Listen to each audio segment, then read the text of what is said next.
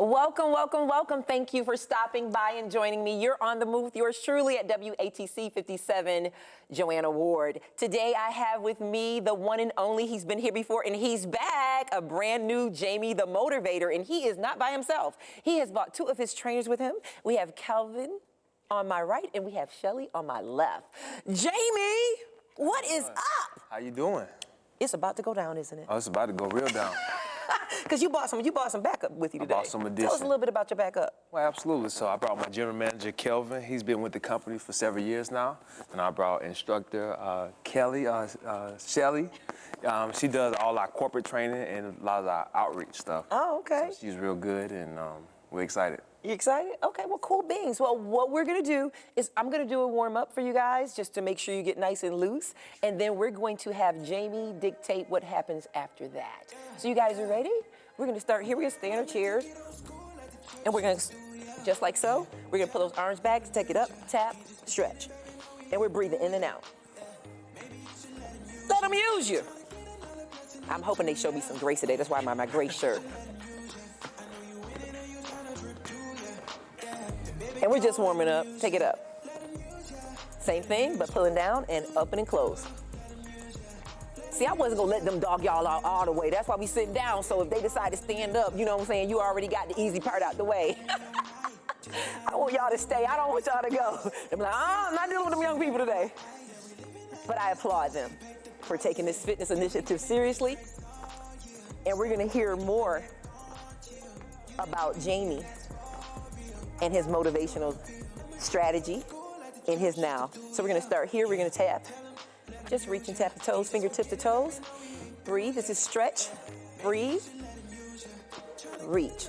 See if you can touch your toe. Good. Look at them go. See? See? See? That's Jamie, that's Kelvin, that's Shelly. Let's go, touch your toe. Touch your toe, come on, let's go. Breathe.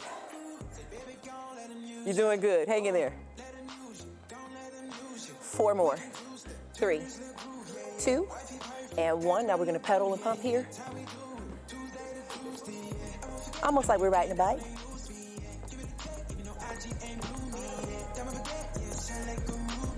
See, you can warm up in the chair, ain't that right, Jamie? Oh yeah, good warm. From that sweat.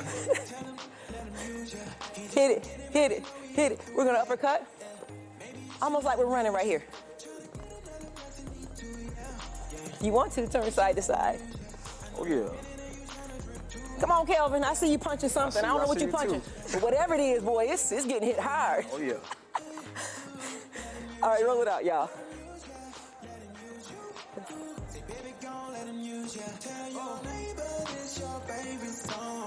Hey!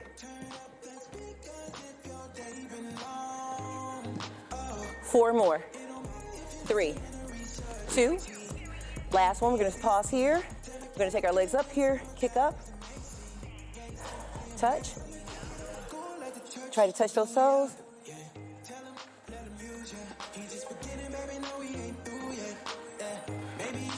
Breathe. 4, 3, 2, and last one. You guys should be good and warm now. I'm gonna turn it over to Jamie. All right, guys, so we're gonna show you our full body workout. So I'm gonna start us off with some full body moves.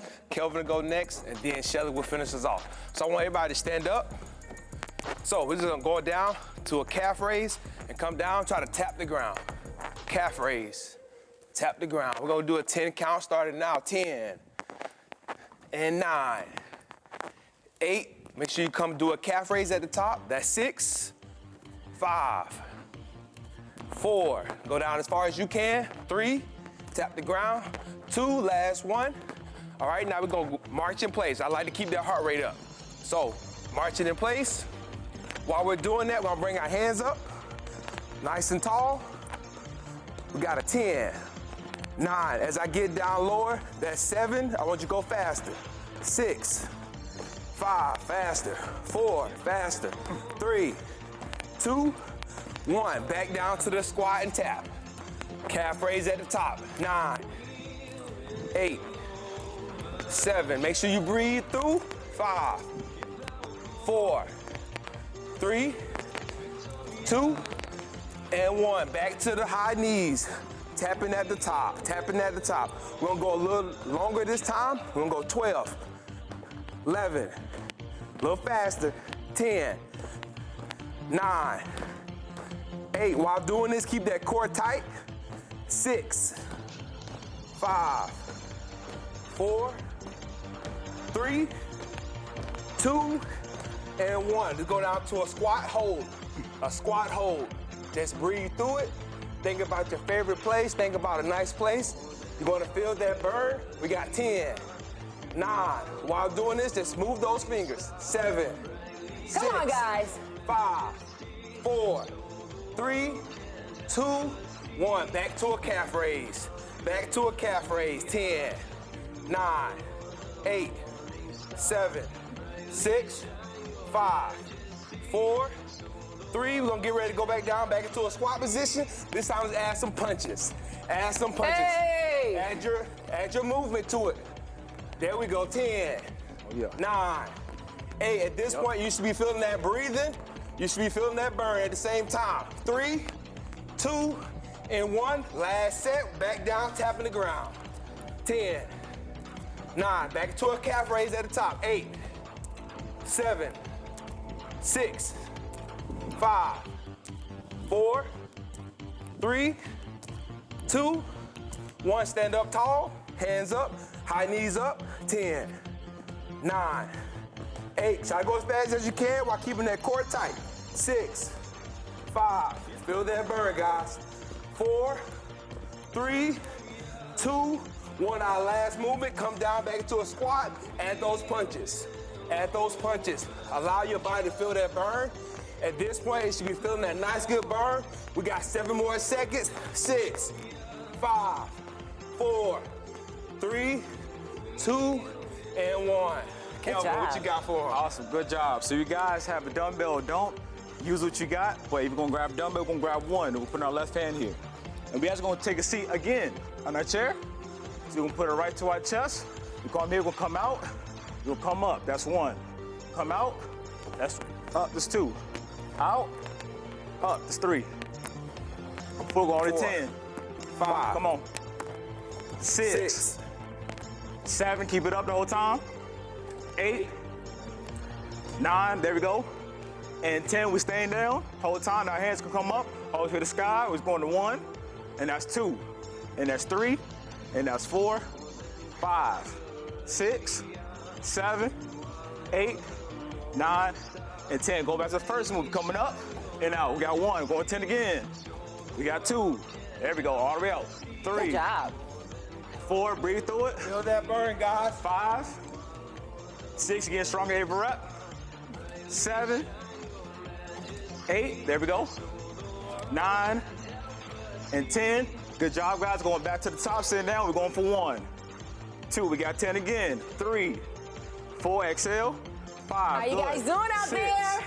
7, 8, 9, and 10. Do that one more time. The last one's always the best round. So we're going up again, up and out. We got 1, there we go.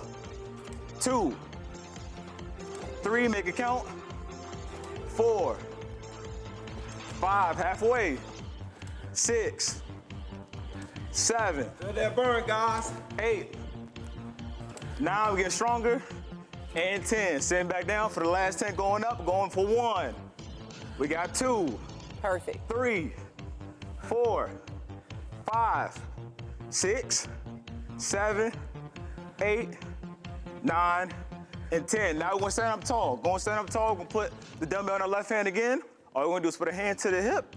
We come all the way to the chin, high as you can. All right, so we're going for 10. We got 1, 2, Perfect. 3, good. 4, 5, 6, 7, keep it up. 8, 9, and 10. Now go to the right hand, some love too. We're going up for 1, 2, 3, 4, 5, 6, 7, 8, 9, and 10. Going back to the left for number 10. We got 1, 2, keep it up. 3, 4, 5, 6, 7, 8, 9, 10. Last one to the right. We got 1, 2, 3. Good job.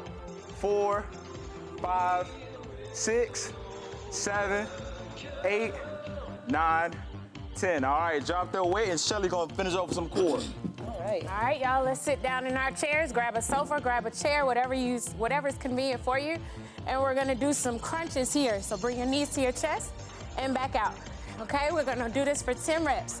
So we got 1, 2, 3, 4, 5, 6, 7, 8, 9, 10. Hold those feet, don't let them touch. We're gonna do some leg raises. Bring your legs up and back down. Up and down. We're doing 10. 1, 2, 3, 4, 5, 6, 7, 8, almost there, 9, and 10. Keep those legs up. We're gonna do some scissors. So we're gonna bring the legs out. Sorry, Joanna. That's okay. Out and in. Out, in. That's 1. That's 2. Good job, everybody. 3, That's what you call getting dynamic. 4.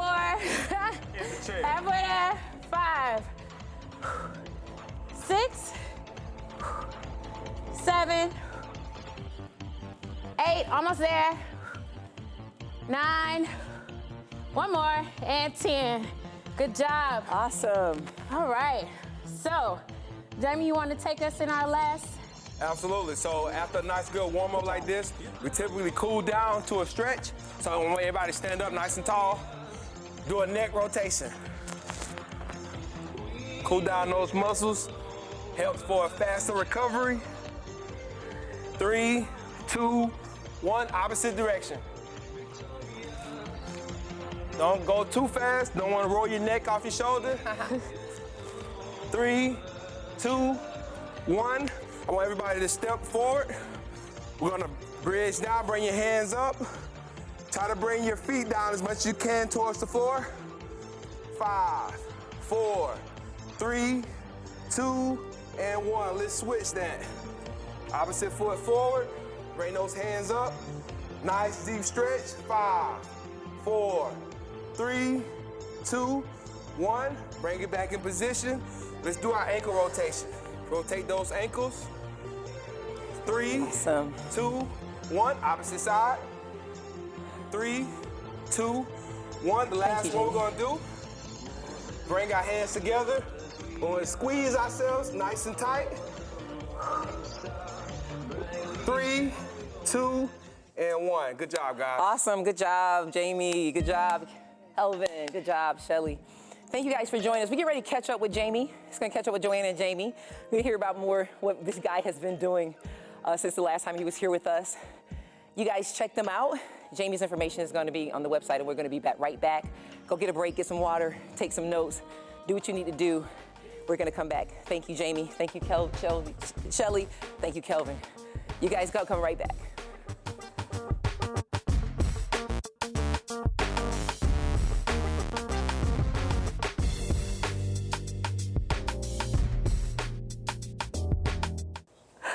Thank you guys so much for coming back. Jamie and I have cleaned up, and we're going to talk to him a little bit about who he is behind the brand and how he built the brand. So, Jamie, first of all, thank you, and Shelly and Kelvin for joining me in that workout. You guys did an amazing job. I like Absolutely. the fact that each one of you guys shared with us a little exercise. Oh yeah, I believe in sharing the stage. I'm not Yeah. one of those people that just want to it's me and the others. We're all a big team.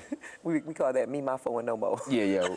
It's not Beyonce and everybody. It's not like else. that, right? Yeah, it's a big family. Okay, and so they were able to come up and they enjoyed themselves. And I like those exercises that we did because I think the majority of them would use the chair, and so that was pretty cool. Yeah, it's all about doing practical exercises. Not relying on equipment and not needing things. Just use yourself. So how did you get started in fitness before you became the motivator, and before you got to get into the industry as a professional, tell us some of your history about how you kind of morphed into this. Absolutely. A lot of people think that, I was born into fitness. I had muscles on my neck when I was 3 years old and I was running, but it was total opposite. I was a fat kid from Alabama who loved to eat, but I was an athlete. And one particular day I went into the doctor. The doctor told me to do a physical. Told me to do the push-ups, told me to do the jumping jacks, and the whole 9 that you do doing a physical. I went through everything perfect because I was an athlete. But she looked over at my mom and said that he's fat and obese. And hearing the word obese just did something to me. And I went home, called my grandmother, and told my grandmother that the doctor said I was getting ready to die because I was obese. Because you didn't know what obese really was. I didn't know what it was, but I knew I was getting ready to die. And she told me that, no, baby, you're not about to die, you're just a little fat. And she sent me a workout tape. I did that workout tape every day for about 30 days, combined push-ups with it at age 11. And I saw what my body did within like 30 days. And from that day forward, I just been motivating myself, pushing others. But I knew at a young age I wanted to become something in fitness. So your grandmother sent you a workout tape? Yeah, she was the only person. My entire family is overweight, and nobody's in fitness but my grandmother at the time. Your grandmother? Yep. And created you? Yeah. So she was the one of those people in the 80s with the onesie suits on, with the all-purple suits on, doing the tabo and all those different things. And she motivated me. Wow. And so you went home and you actually did it, because it's one thing to give somebody a tape. It's something else for them to actually do the workout on the tape. Yeah, it was one of those boring tapes that you step to 5 miles. When I did it, it was working boring. For my grandma. Yeah, but you look up and you've done 5 miles worth of things. And, I grew to love it because when they told me I was obese, it did something to me. So I did what I didn't want to do, but I saw what it was doing to my body. So you took the word obese as to be almost as severe as cancer in your mind? Yeah, at the time I thought I was getting ready to die. Just the word sound like... Obesity, it was like the equivalent to diabetes.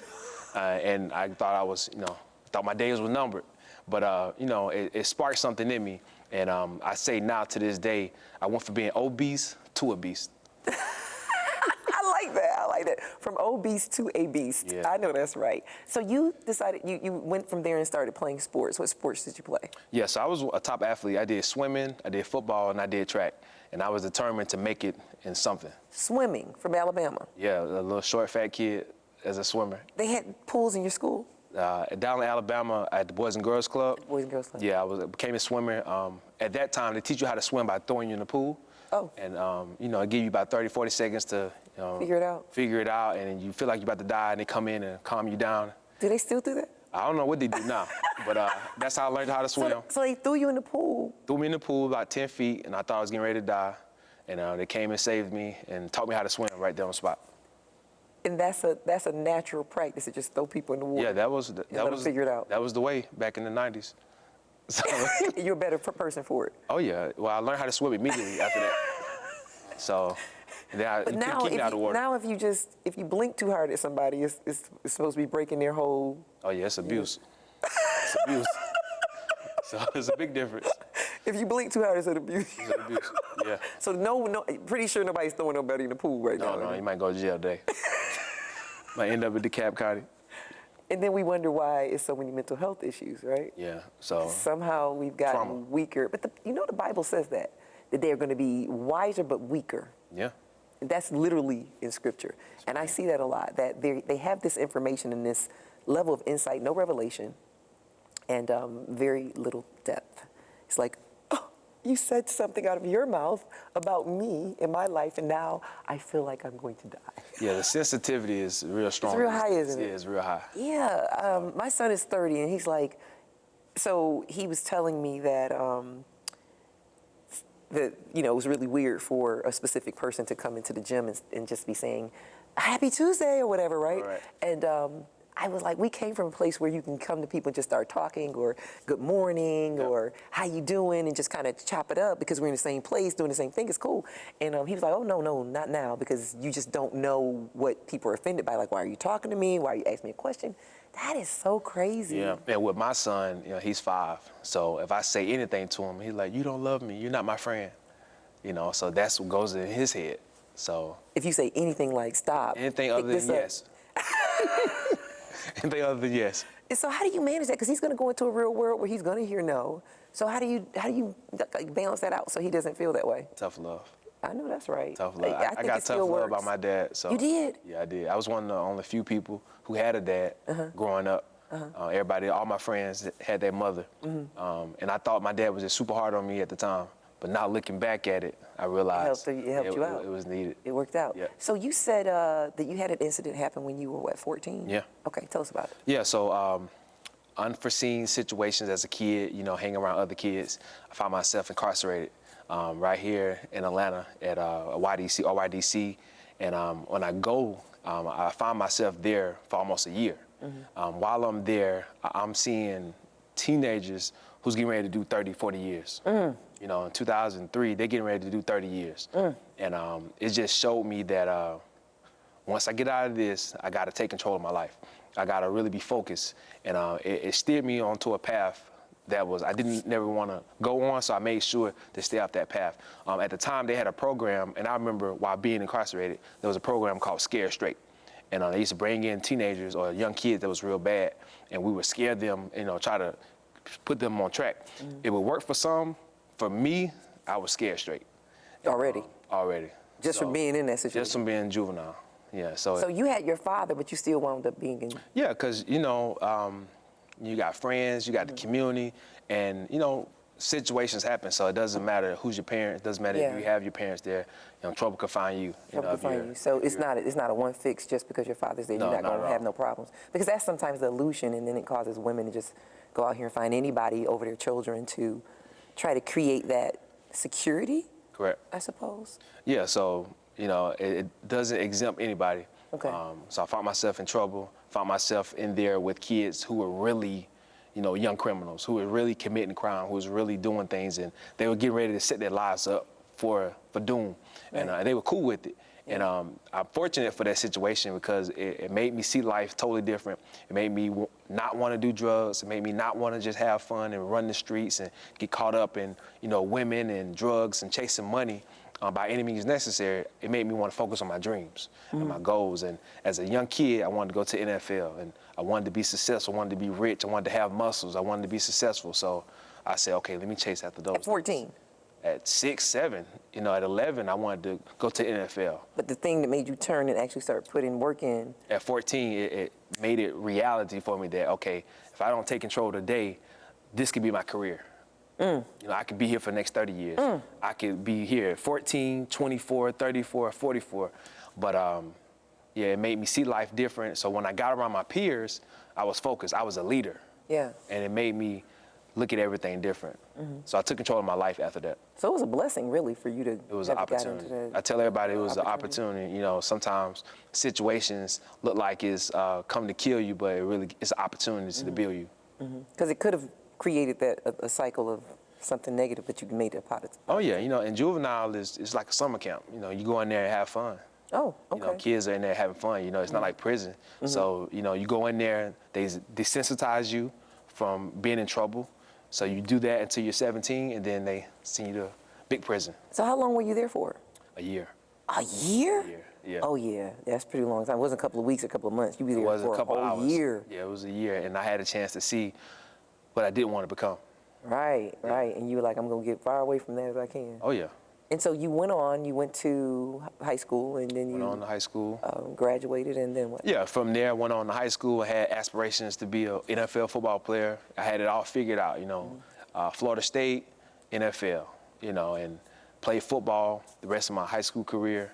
And senior year, when I got a season-ending injury playing football, my life went back into my passion and found fitness. Found fitness. So when did you, how old were you when you first started the whole fitness industry, when you first can say you consider yourself a fitness professional? So for me, I wanted to be in fitness my whole entire years of high school. So 12th grade year, I was one of those people who was, before I graduated, I was studying NASM certifications. I was on YouTube studying certifications. I was doing $5 workouts in my apartments. Okay.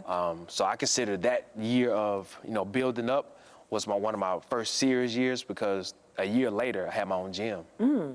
So it took me a year to, you know, learn, teach myself fitness, get a job at Bally's Total Fitness, and then get my own gym. All that was within 18 months.